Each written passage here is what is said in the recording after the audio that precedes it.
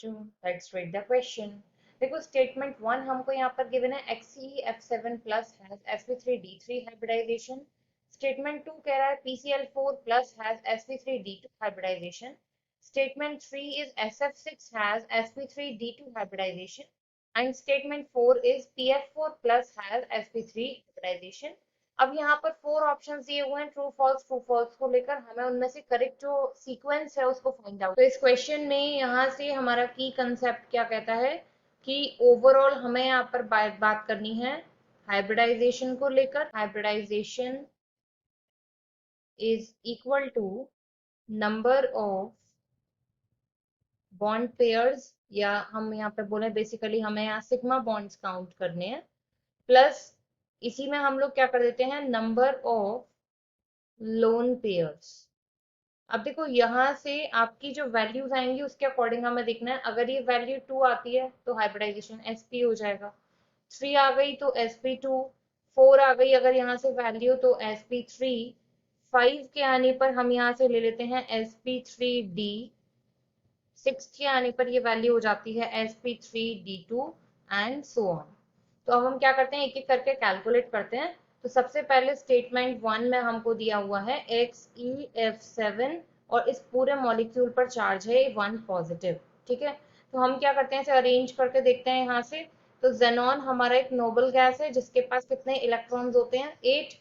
ठीक है, अब 8 इलेक्ट्रॉन्स में से इसने 7 से बॉन्डिंग कर ली और बचा हुआ जो एक था उसे डोनेट कर दिया, तभी इसके ऊपर प्लस चार्ज आया है। तो इसका हाइब्रिडाइजेशन यहाँ से क्या आएगा, 7 तो आ गई यहाँ से बॉन्ड पेयर्स प्लस 0 यहाँ पर है लोन पेयर, तो 7 इसकी वैल्यू आ गई। तो अगर यहीं पर ये वैल्यू 7 होती तो हाइब्रिडाइजेशन क्या हो जाता sp3d3। तो इसका हाइब्रिडाइजेशन यहाँ से हो जाएगा sp3d3, और यही हमें क्वेश्चन में गिवन है, तो ये स्टेटमेंट हमारे यहाँ से हो जाता है बिल्कुल ट्रू। अब नेक्स्ट की अगर हम बात करें स्टेटमेंट टू, जो हमको क्या दिया हुआ है PCl4 और इस पूरे पर चार्ज है प्लस फॉस्फोरस, यानी कि जिसके आउटरमोस्ट शेल में 5 इलेक्ट्रॉन्स होते हैं। अगर इसने यहाँ पर 4 क्लोरीन से इस तरीके से बॉन्डिंग कर लिया और जो 5th इलेक्ट्रॉन है उसको डोनेट कर दिया, तो इसके पास क्या बचा, 4 तो बच गए बॉन्ड पेयर्स और 0 है इसके पास लोन पेयर, तो 4 इसका हाइब्रिडाइजेशन आ गया। 4 से हाइब्रिडाइजेशन इसका क्या होना चाहिए था यहाँ से sp3, लेकिन क्वेश्चन में हमको क्या गिवन है sp3d2, तो ये ऑप्शन हमारे यहाँ से कैसा हो जाएगा, फॉल्स। अब नेक्स्ट को देख लेते हैं। नेक्स्ट स्टेटमेंट थर्ड है हमारा यहाँ से SF6 को लेकर। SF6 जिसका ऑक्टाहेड्रल ज्योमेट्री हम लोग बनाते हैं इस तरीके से, और इस SF6 में सल्फर जिसके आउटर मोस्ट में कितने इलेक्ट्रॉन्स होते हैं 6, तो यहाँ पर सारे 6 इंक्लूडेड हो गए हैं बॉन्ड पेयर्स में, और 0 यहाँ पर क्या हो गया आपका लोन पेयर, तो 6 नंबर है हाइब्रिडाइजेशन का, जिससे इसका हाइब्रिडाइजेशन यहाँ से हो जाएगा sp3d2। यही इसने क्वेश्चन में दिया है, तो ये भी हमारा ट्रू हो जाता है।